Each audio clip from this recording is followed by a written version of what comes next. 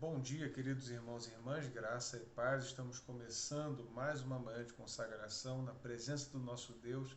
Somos muito gratos a todos que têm nos acompanhado até aqui e pedimos, se você ainda não é inscrito, se inscreva no canal da Igreja Metodista do Jardim Oceânico, ative as notificações para que todas as quintas você esteja de primeira mão recebendo aqui o nosso discipulado, participando conosco.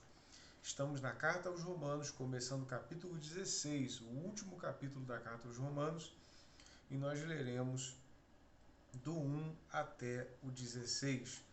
Recomendo-vos a vossa irmã Febe, que está servindo à igreja de Cencreia, para que a recebais do Senhor como convém aos santos e a ajudeis em tudo que de vós vier a precisar, porque tem sido protetora de muitos e de mim, inclusive. Saudai Priscila e Áquila, meus cooperadores em Cristo Jesus, os quais pela minha vida arriscaram sua própria cabeça. E isto lhes agradeço, não somente eu, mas também todas as igrejas dos gentios. Saudai igualmente a igreja que se reúne na casa deles. Saudai meu querido Epêneto, primícias da Ásia para Cristo.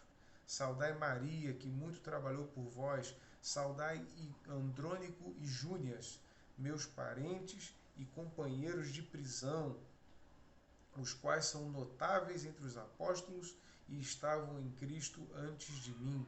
Saudai Ampliato, meu dileto amigo no Senhor. Saudai Urbano, que é nosso cooperador em Cristo, e também meu amado Estaques. Saudai Apeles, aprovado em Cristo. Saudai-os da casa de Aristóbulo. Saudai meu parente Herodião, saudai os da casa de Narciso que estão no Senhor. Saudai Trifena e Trifosa, as quais trabalhavam no Senhor. Saudai a estimada Pérside, que também muito trabalhou no Senhor.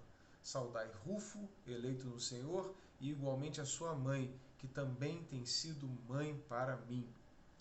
Saudai Assíncrito, Flegonte, Hermes, Patrobas, Hermas e os irmãos que se reúnem com eles. Saudai Filólogo, Júlia, Nereu e sua irmã Olimpas, e todos os santos que se reúnem com eles. Saudai-vos uns aos outros com ósculo santo, todas as igrejas vos saúdam.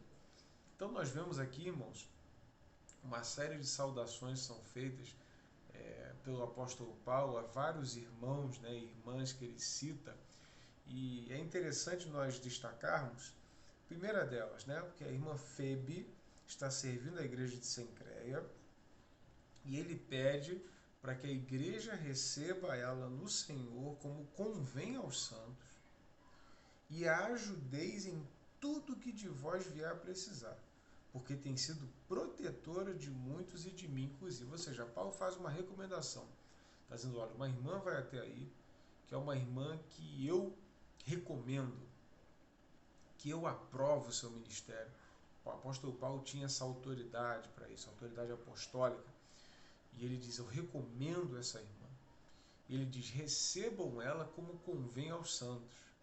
Ou seja, os santos não recebem visitas, não acolhem obreiros de qualquer jeito, né? Mas acolhem com honra, acolhem acudindo em toda necessidade, acolhem fazendo a vontade de Deus, né? Sendo agradáveis a Deus, tratando os seus obreiros com honra. E aí saudai Priscila e Áquila, meus cooperadores em Cristo. E interessante aqui, irmãos, que Priscila é citada antes de Áquila. E mais para frente nós vamos ver que eles se reuniam, tinha uma igreja se reunindo na casa deles. Geralmente na Bíblia, nós temos um destaque por quem é citado primeiro. Nesse caso, a esposa é citada antes do marido. Então nós poderíamos dizer que, na verdade, Priscila é que era a líder dessa reunião que estava na casa deles, né? E ainda diz, né, que os dois arriscaram sua própria vida, arriscaram sua própria cabeça para proteger a vida de Paulo, né? Com certeza em uma situação de perseguição, né? E eles devem ter acolhido, né, Paulo na casa deles em algum momento, né, em momento de perseguição.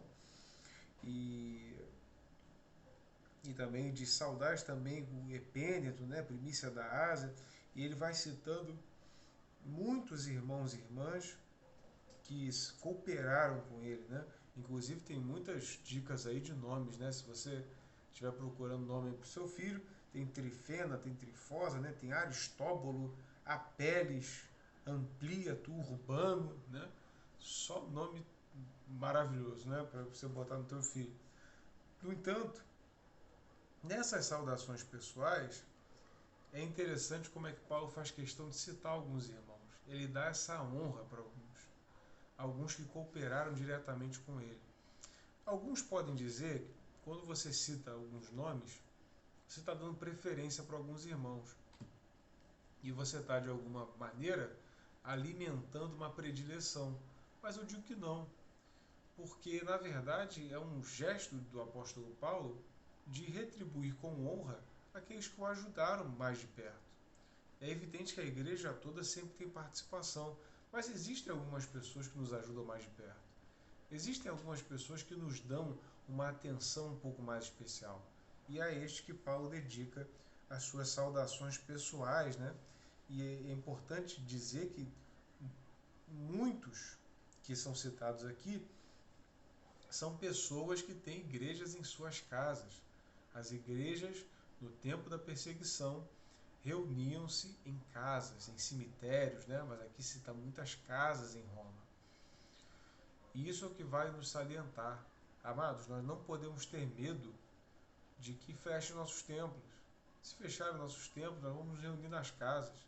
Se fecharem nossas casas, vamos nos reunir nas ruas. Mas o Evangelho de Cristo jamais poderá ser parado. Em meio à liberdade, anote isso, em meio à liberdade, ou até mesmo na falta dela, o Evangelho sempre vencerá. E essa é a prova.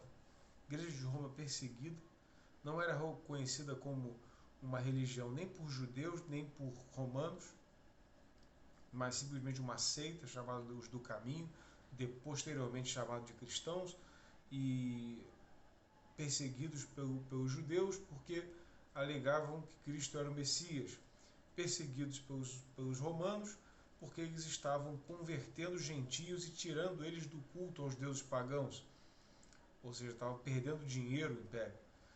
E mesmo perseguidos de todos os lados, não tendo templos para congregar, não tendo nada a se agarrar fisicamente, eles ainda cresciam muito na presença de Deus.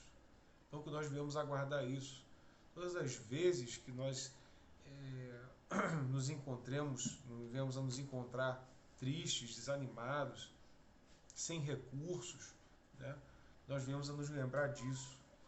A primeira igreja, a igreja primitiva, ela se sustentou sim, com muitas doações dos irmãos, com muita oferta, com muita contribuição daqueles que cooperaram para aquela obra, muitas casas abertas. Mas, além de tudo isso, e mais do que tudo isso, pelo poder de Deus. Pastor, o que faz crescer a igreja? O poder de Deus. Fidelidade aos princípios de Deus. Não são os recursos, não são as estruturas, não são os prédios. Está aqui, está na palavra. A única coisa que fez com que essa igreja crescesse foi a vontade de Deus de fazer crescer e a obediência desse povo a essa vontade de Deus. Quando nós seguimos debaixo de princípios, quando nós obedecemos à vontade de Deus, a obra acontece, a igreja cresce. Nós vemos ao longo dessa carta que muitos problemas foram relatados, muitos problemas, mas não nego o fato de que, apesar de todos os problemas, a igreja continua crescendo. Que esse crescimento possa ser uma verdade na tua vida, meu irmão e minha irmã. Saiba que você pode não ter recursos, você pode não ter dinheiro, você pode estar totalmente quebrado, ou você ou a sua igreja. Mas saiba de uma coisa, o único que você precisa para fazer o teu trabalho prosperar, em qualquer área da sua vida, chama-se Jesus Cristo. Se nós obedecermos, se nós andarmos corretamente, Salmo 84:11 vai dizer: pois o Senhor é sol e escudo, dá graça e glória, não negará bem algum aos que andam corretamente. Que essa palavra possa abençoar a tua vida e que você possa estar sempre firme no Senhor para que você presencie a bênção e o crescimento de Deus na sua vida, na sua igreja, na sua casa. Que Deus te abençoe, que você tenha um excelente dia na presença de Deus. Paz.